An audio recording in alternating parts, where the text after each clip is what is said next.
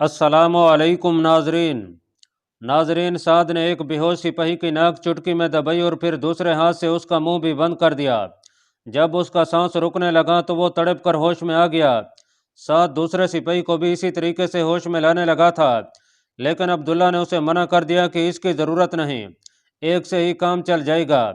इस आदमी से असल बात उगलवाने में उन्हें किसी दिक्कत का सामना न करना पड़ा।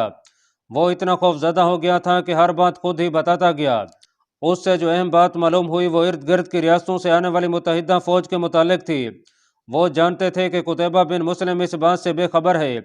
उन्होंने फैसला किया कि वो इस मुत्तहिदा फ़ौज की तादाद और क़यामगाह देख लें और फिर अपने सलार को इतला दें। उन्होंने मजबूरन दुश्मन के दोनों सिपाहियों को कत्ल कर दिया। उन्हें जिंदा छोड़ना उनके लिए ख़तरनाक साबित हो सकता था। इसके बाद वो दोनों इसी तरह बढ़ गए जिधर से दोनों सिपाही आ रहे थे। उन्होंने मुर्दा सिपाहियों के घोड़ों पर कब्जा कर लिया था। वो थोड़ा ही आगे गए होंगे कि उन्हें एक दस्ता आता नजर आया जो इसी तरफ आ रहा था। दोनों बड़ी फुर्ती से रास्ता छोड़कर घनी झाड़ियों में छुप गए। रात के वक्त दुश्मन की नकल हरकत देखकर वो परेशान हो गए। वो इस सोच में पड़ गए कि आगे जाएं या वापस लौट चलें। फिर उन्होंने फैसला किया कि ऐसा न हो कि वो दुश्मन के गश्ती दस्तों के हत्थे चढ़ जाएं और इतनी अहम इतला कुतैबा तक न पहुंच सके। इस तरह कुतैबा बेखबरी में मारा जाएगा। ये सोचकर वो वहां से निकल गए और कुछ दूर जाकर घोड़े सर पर दौड़ा दिए। उनका रुख अपने लश्कर के पड़ाव की तरफ था।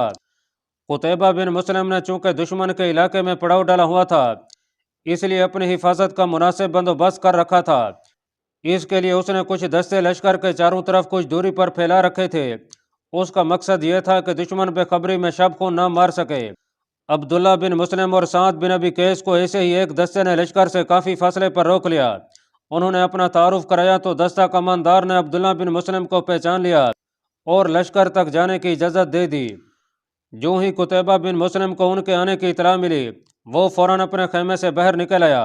उस वक्त तक रात गुजर चुकी थी और दूर उफक से सुपैदा शहर नमूदार हो रहा था। हल्का हल्का उजाला फैल चुका था। इस रोशनी में कुतैबा बिन मुस्लिम को साद और अब्दुल्ला के चेहरों पर परेशानी के आसार साफ नजर आ रहे थे। क्या खबर लाए हो? कुतैबा ने बेचैनी से पूछा।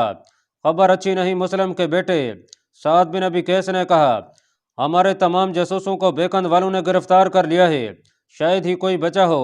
इसके अलावा इर्द गिर्द की रियासतों से एक मुत्तहिदा फौज बेकंद वालों की मदद के लिए पहुंच चुकी है। उसके दस्ते हरकत में हैं।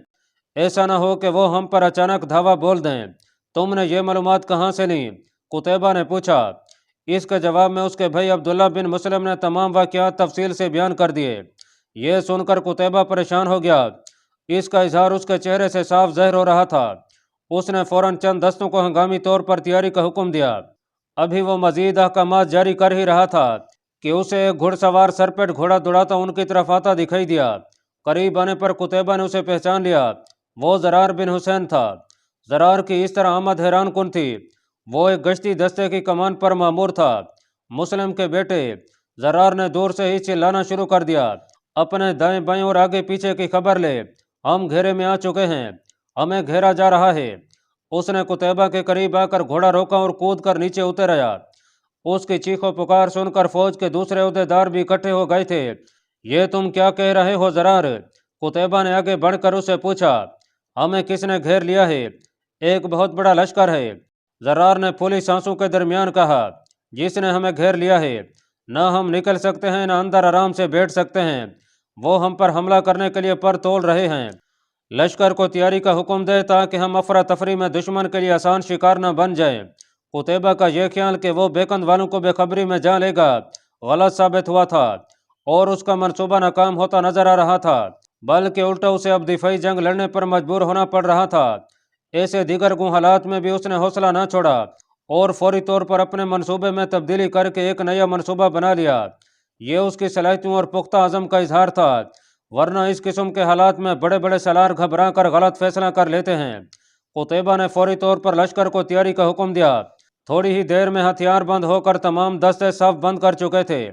इतनी जल्दी तैयार हो जाने की वजह यह थी कि तमाम लश्करी फजर की नमाज के लिए बेदार थे। कुतैबा ने अपने लश्कर को इस तरतीब में कर लिया कि जिस तरफ से भी हमला हो वो रोक सकते थे। इतलात के मुताबिक वो बुरी तरह घेरे में आ चुके थे और निकलने का कोई रास्ता ना था।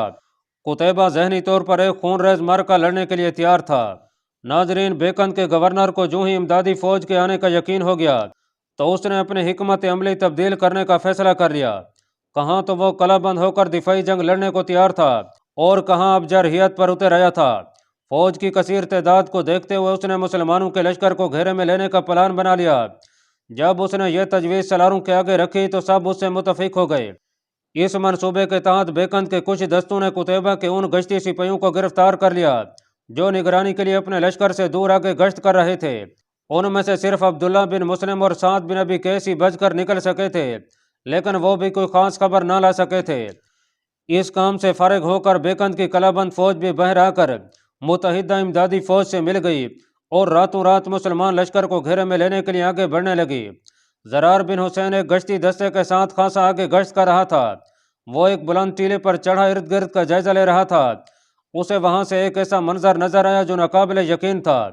उसने देखा कि दुश्मन का बहुत बड़ा लश्कर उनके लश्कर को घेरे में लेने के अंदाज में आगे बढ़ रहा था। जरार अपने मुख्तसर से दस्ते के साथ इतने बड़े लश्कर से नहीं टकरा सकता था, यह महज खुदकुशी होती। उसने अपने दस्ते को फौरन लश्कर में पहुंचने की हिदायत की और खुद घोड़े को एड़ लगाकर अपने लश्कर की तरफ दौड़ा दिया। वो तूफानी अंदाज में घोड़ा भगा रहा था और बार बार उसे एड़ लगा रहा था। आखिर वो कुतैबा तक पहुंच गया और उसे यह खौफनाक इतला दी। ये इतला बर वक्त थी। इस तरह कुतैबा को संभलने का मौका मिल गया था। सुबह का उजाला पूरी तरह फैलने तक बेकंद की फौज कुतैबा के लश्कर के गिर्द घेरा मुकम्मल कर चुकी थी।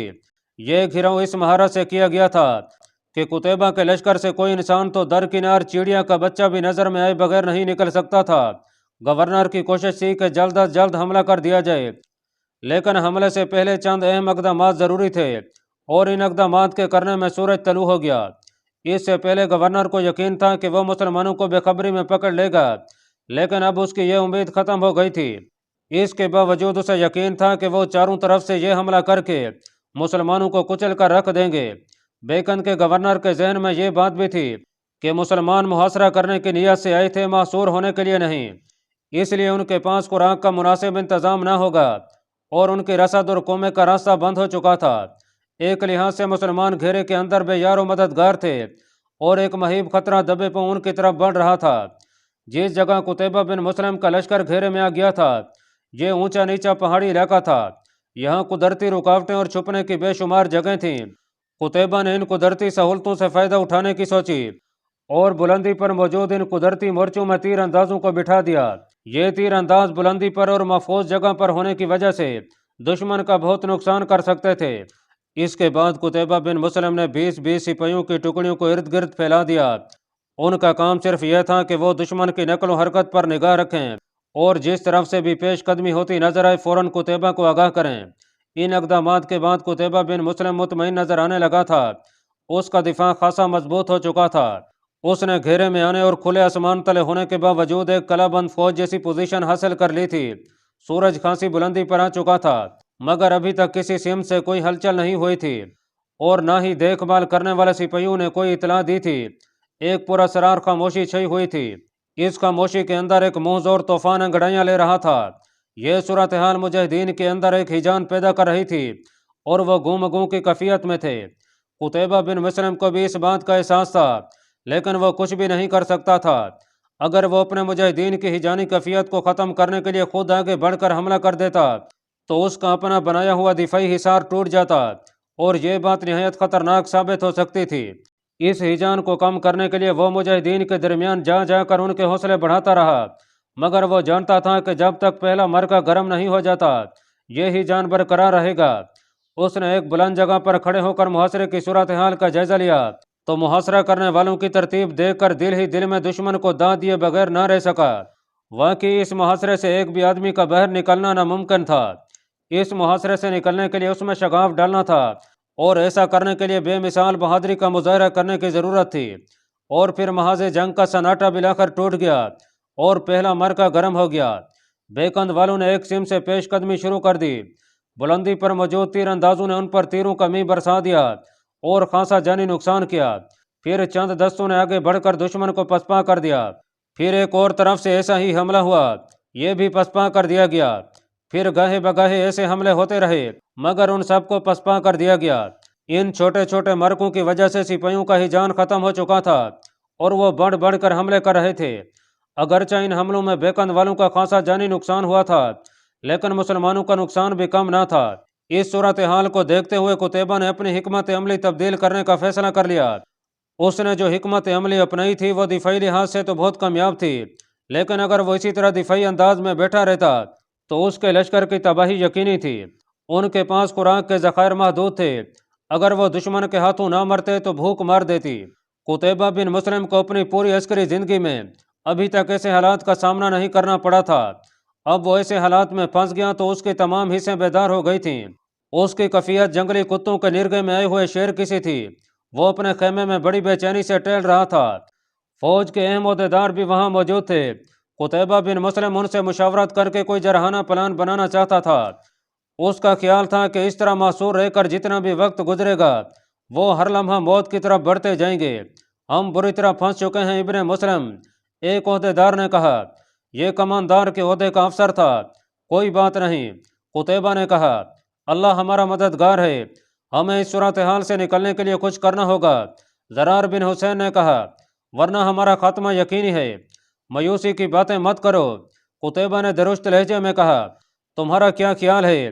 میں ایسا نہیں چاہتا۔ یہ ملاقات اسی قسم کی گفتگو سے شروع ہو کر اسی قسم کی گفتگو پر ختم ہو گئی۔ وہ کسی فیصلے پر نہ پہنچ سکے۔ وہ جارحانہ انداز اختیار کرنا چاہتے تھے، لیکن حالات انہیں ایسا کرنے کی اجازت نہیں دیتے تھے۔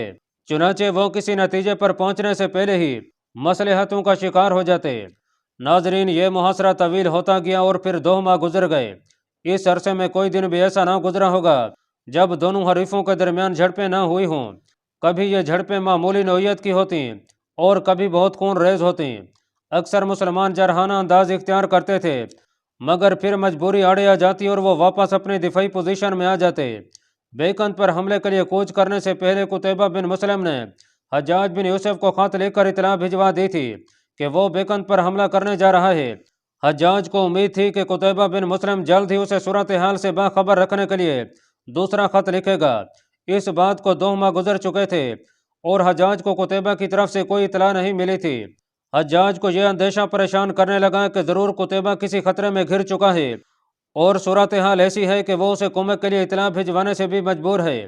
حجاج بن یوسف کو قتیبہ بن مسلم سے ایک خاص انس تھا۔ اسے جب یہ احساس ہوا کہ قتیبہ کسی مشکل کا شکار ہو گیا ہے تو وہ بہت پریشان ہو گیا۔ اس نے حکم جاری کر دیا کہ مسجدوں میں قتیبہ بن مسلم اور اس کے لشکر کی خیریت کے لیے دعائیں کی جائیں۔ ادھر قتیبہ کے دل میں کئی بار یہ خیال آیا تھا کہ وہ حجاج سے مدد کے لیے خط لکھے، لیکن خط لکھنے سے کیا ہوتا تھا؟ اصل مسئلہ تو حجاج تک خط پہنچانے کا تھا۔ اس نے دیکھ لیا تھا کہ اس محاصرے سے کسی قاصد کا نکلنا ناممکن ہے، اس لیے اس کے دل کی بات دل میں ہی رہ گئی تھی۔ ناظرین، ایک رات قتیبہ اپنے چند مشیروں کے ساتھ درپیش صورتحال پر غور کر رہا تھا کہ اسے اطلاع دی گئی کہ کوئی شخص اس سے ملنا چاہتا ہے۔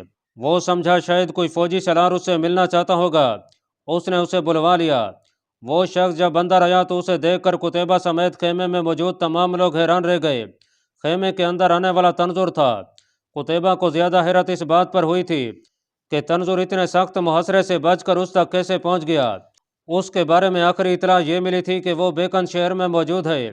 تنظر نے بلند آواز میں سلام کیا اور پھر قتیبہ کے اشارے پر ایک طرف بیٹھ گیا۔ تم اتنے عرصے بعد آئے ہو، عبداللہ بن مسلم نے حیرت بھرے لہجے میں کہا، اور پھر پوچھا تم اتنے سخت محاصرے سے بچ کر کیسے آ گئے؟ میں آخر وقت تک بیکند میں تھا، تنظر نے کہا۔ بہر محاصرہ اتنا سخت ہے کہ کوئی دھوکہ دے کر گزر نہیں سکتا۔ اس دوران میں نے کئی بار کوشش کی لیکن ناکام رہا۔ اس کے بعد مجھے ایک ایسی اہم اطلاع ملی جس کا آپ کے علم میں لانا نہایت ضروری تھا۔ یہی وجہ ہے کہ میں آج جان کی بازی لگا کر محاصرہ کرنے والوں کو چکمہ دے کر کے یہاں تک پہنچ گیا ہوں۔ وہ اہم اطلاع کیا ہے؟ قتیبہ نے پوچھا۔ جو تم مجھے دینا چاہتے ہو۔ ایسے نہیں، تنظر نے پراسرار انداز میں کہا، یہ اطلاع تنہائی میں دینا بہتر ہوگا۔ قتیبہ نے اس کی طرف دیکھ کر یوں سر ہلایا جیسے اس کی بات سمجھ گیا ہو، لیکن وہ دل ہی دل میں پریشان بھی ہو رہا تھا کہ جانے کس قسم کی اطلاع ہے۔ اس نے سب لوگوں کو اشارہ کیا۔ اس کے اشارے پر سب لوگ باہر چلے گئے، صرف زرار بن حسین وہاں موجود رہا تھا۔ اسے قتیبہ نے آنکھوں ہی آنکھوں میں رکنے کا اشارہ کر دیا تھا۔ اب بولو، کیا اطلاع لائے ہو؟ قتیبہ نے تنظر سے کہا۔ تنظر نے کچھ بولنا چاہا مگر پھر زرار بن حسین کی طرف دیکھ کر خاموشی رہا۔ صاف نظر آ رہا تھا کہ وہ زرار کی موجودگی میں یہ بات نہیں کرنا چاہتا۔ زرار کی فکر نہ کرو، قتیبہ نے اس کی نظروں کا مطلب سمجھ کر کہا، یہ ہر بات کو راز میں رکھنا جانتا ہے، تم بے فکر ہو کر وہ اطلاع دے دو۔ اطلاع کچھ اچھی نہیں ہے امیر خراسان، تنظر نے پریشان اور بکھرے بکھرے سے انداز میں کہا۔ امیر عراق حجاج بن یوسف کو خلیفہ نے معزول کر دیا ہے۔ یہ اطلاع نہیں تھی، ایک بم تھا جو تنظر نے خیمے میں پھینک دیا تھا۔ زرار بن حسین اور قتیبہ بن مسلم کا منہ کھلے کا کھلا رہ گیا۔ کتنی ہی دیر دونوں گم سم رہے اور کچھ بھی نہ بول سکے، اور اے ابن مسلم، ان کو خاموش دیکھ کر تنظر نے خود ہی بات آگے بڑھاتے ہوئے کہا، یہ بھی پتہ چلا ہے کہ حجاج کی معزولی کے بعد اب تیری باری ہے، تجھے بھی معزول کر دیا جائے گا۔ اس کے بعد تنظر نے ایک دم اپنا لہجہ بدل لیا اور بولا، تیری بہتری اس میں ہے کہ اپنی فوج کو یہاں سے لے کر نکل جا، ورنہ نہ یہاں کا رہے گا نہ وہاں کا۔ دونوں نے تنظر کے لہجے کی اس تبدیلی کو صاف محسوس کیا۔ تنظر کی آنکھوں میں منافقت نظر آ رہی تھی۔ قتیبہ کو اس پر شک ہو گیا۔ مشکوک ہونے کی سب سے بڑی وجہ یہ تھی کہ جس محاصرے سے چڑیا کا بچہ بھی نظر بچا کر نہیں گزر سکتا تھا، تنظر وہاں سے گزر آیا تھا۔ قتیبہ سمجھ گیا کہ دال میں کچھ کالا ہے۔ تجھے یہ اطلاع کیسے ملی؟ قتیبہ نے اپنا شک دور کرنے کے لیے پوچھا۔ مجھے یہ اطلاع، ایک دم تنظر بوکھلا گیا۔ اس سے کوئی جواب بن نہ پڑا اور آئیں بائیں شیں کرنے لگا۔ اس کے اس انداز سے قتیبہ کا شک یقین میں بدل گیا کہ تنظر غلط بیانی کر رہا ہے۔ اس نے تنظر سے کچھ اور سوال پوچھے، لیکن وہ کسی ایک کا بھی تسلی بخش جواب نہ دے سکا۔ قتیبہ کی عقابی نظریں تنظر پر گڑی ہوئی تھیں، اور وہ ان نظروں سے بچنے کے لیے قتیبہ سے نگاہیں نہیں ملا رہا تھا۔ میری طرف دیکھو تنظر، قتیبہ نے کڑے کر اسے حکم دیا۔ تنظر نے لاچار ہو کر قتیبہ کی طرف دیکھا، لیکن اس کا ضمیر مجرم تھا اور اس کے دل میں کھوٹ تھا، اس لیے وہ زیادہ دیر ان نظروں کا سامنا نہ کر سکا اور سر جھکا لیا۔ اسے یوں محسوس ہو رہا تھا جیسے یہ نظریں اسے اندر تک ٹٹول رہی ہوں۔ کیا تم سچ کہہ رہے ہو؟ قتیبہ بن مسلم نے اس کی آنکھوں میں آنکھیں ڈال کر پوچھا۔ میں سچ کہہ رہا ہوں ابن مسلم، تنظر نے ذرا سنبھل کر کہا۔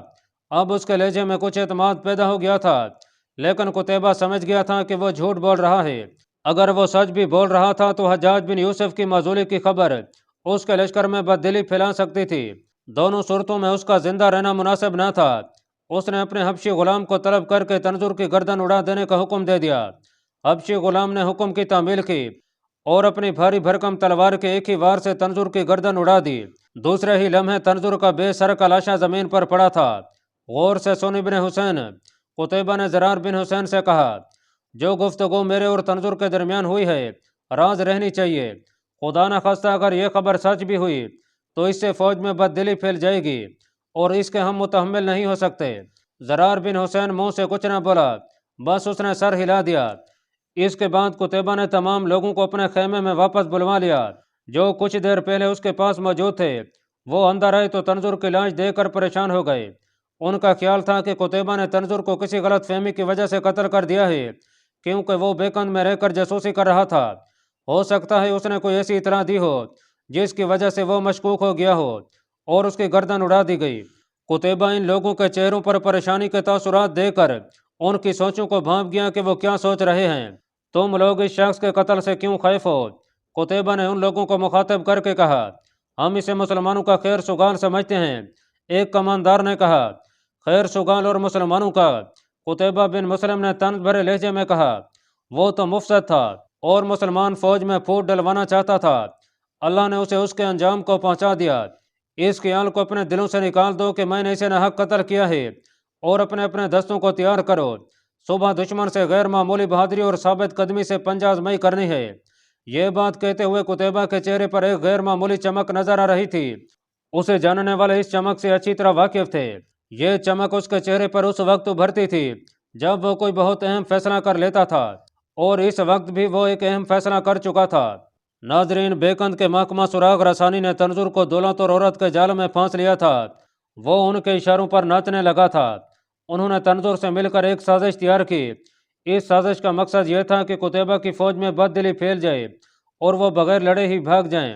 اس سازش کے تحت تنظر اتنے سخت محاصرے میں گزر کر قتیبہ تک پہنچ گیا اور اسے یہ جھوٹی اطلاع دی گئی کہ حجاج بن یوسف کو معزول کر دیا گیا ہے۔ یہ بڑی خطرناک سازش تھی۔ اگر یہ سازش کامیاب ہو جاتی تو مسلمانوں کا لشکر تباہ و برباد ہو جاتا، لیکن اللہ تعالیٰ کو اپنی راہ میں جہاد کرنے والوں کی تباہی منظور نہیں تھی، اس لیے قتیبہ بن مسلم اس سازش کو بھانپ گیا اور تنظر کی گردن اڑا دی۔ تنظر تو اپنے انجام کو پہنچ گیا تھا، لیکن بیکند والوں کی اس سازش نے قتیبہ کے اندر ایک آگ سی بھر دی تھی۔ اب وہ اس محاصرے کو توڑنے کی فکر میں تھا۔ اس کے لیے اس نے ایک بھرپور حملے کا فیصلہ کر لیا تھا۔ اس نے اپنے تمام سالاروں کو ہدایت کر دی تھی کہ اپنے اپنے دستوں کو ایک خون ریز معرکہ لڑنے کے لیے تیار کریں۔ اگلے روز بیکند کی فوج پر ایک فیصلہ کن حملہ کیا جانے والا تھا۔ اللہ پاک کمی بیشی معاف فرمائے۔ اللہ آپ کا حامی و ناصر ہو، آمین۔